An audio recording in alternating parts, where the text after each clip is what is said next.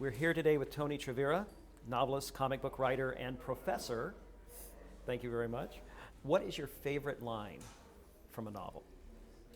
One of my first novels I read after I grew up really religious, so I ended up reading in the process of getting over the sort of extreme sense of how religious I was when I was younger. I read a whole lot of other religious texts. And then I stumbled on The Myth of Sisyphus by Albert Camus. And it sort of blew my mind because the central question of that was, if you can commit suicide, why be moral in any way? And then one of the lines from that book has always stuck with me.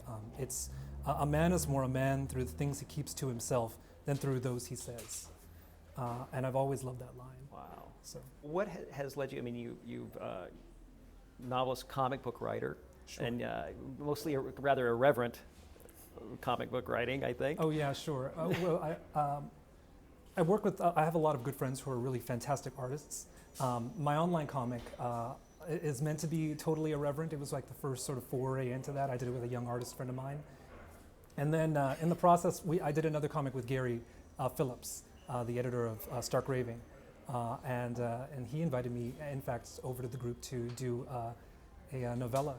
And so that was kind of just an exciting opportunity. How long have you been writing? For some I've time? been writing in one fashion or another for a really long time, but only in the sort of nonfiction realm. I've done some economic white papers, and I've done articles on urban planning and sustainability and architecture, and a lot of different types of things. Yeah, but I haven't actually sat down and done a serious piece of fiction at all until this. Well, if you couldn't be a writer, if you had to choose a different profession, something that you hopefully would love and enjoy, what would that be? I'd want to probably try to be like a hand artist, like a sketch artist or a painter. Just the quality of their art, like just their internality, just the quality of people they are, the sort of the freedom with which they can express their creativity is just not like anything I've seen in other kind of artistic genres. The only problem is I have essential tremors, which means I actually can't keep my hands straight to save my life. So, I mean, if LA was going to get nuked and it depended on me painting or drawing something, we would all not exist as much as I'd fight for it one way or another, I guess. Oh my gosh. Can you give us a title and maybe a little hint of what you're going to be doing for us? Sure. My book is titled Darkness Over the Surface of the Deep. The way I've described it to people is, when the BP oil spill happened and Deepwater Horizon ruptured and people lost their lives, unfortunately, BP was able to file an insurance claim. And the claim would be in the size of something upwards of probably $10 billion.